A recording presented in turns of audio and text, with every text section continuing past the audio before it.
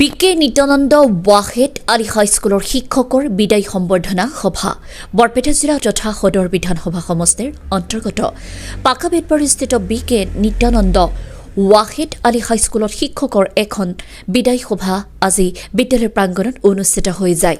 বিদ্যালয়খনৰ পৰিচালনা সমিতিৰ সভাপতি তথা অৱসৰী প্ৰধান শিক্ষক প্ৰিয়নাথ ৰায়ৰ পৌৰোহিত্যত অনুষ্ঠিত সভাৰ উদ্দেশ্য ব্যাখ্যা কৰে বিদ্যালয়খনৰ ভাৰপ্ৰাপ্ত প্ৰধান শিক্ষক লিটন সাহা।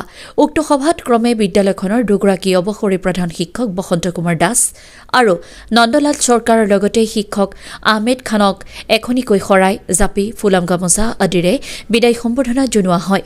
স্থানীয় বিভিন্ন অঞ্চলৰ ছাত্ৰ-ছাত্ৰীসকলৰ অভিভাৱক অভিভাৱিকাৰ লগতে বহুতো ৰাইজ উপস্থিত থকা সভাত অৱসৰপ্ৰাপ্ত শিক্ষকত্ৰয়ে বিদ্যালয়খনত দীৰ্ঘদিন ধৰি শিক্ষকতা কৰি ছাত্ৰ-ছাত্ৰীসকলক জ্ঞানৰ পোহৰ বিলোৱাত অৰিহণা যোগোৱা সন্দৰ্ভত বিস্তাৰিত ভাষণ প্ৰদান কৰাৰ লগতে ছাত্ৰ-ছাত্ৰীসকলৰ ভৱিষ্যত জীৱন উজ্জ্বল কামনা কৰাত ছাত্ৰ-ছাত্ৰীসকলে আৱেগিক হৈ পৰে। ইপিনে শিক্ষানুষ্ঠানখনৰ ছাত্ৰ-ছাত্ৰীসকলেও শিক্ষাগুৰুদ্বয়ৰ অনাগত দিনৰ সুস্বাস্থ্যগৰাকী হোৱাৰ কামনা কৰে। বৰপেটাৰ পৰা প্ৰদীপ কুমাৰ চৰকাৰৰ ৰিপৰ্ট, টিভি লাইভ নিউজ।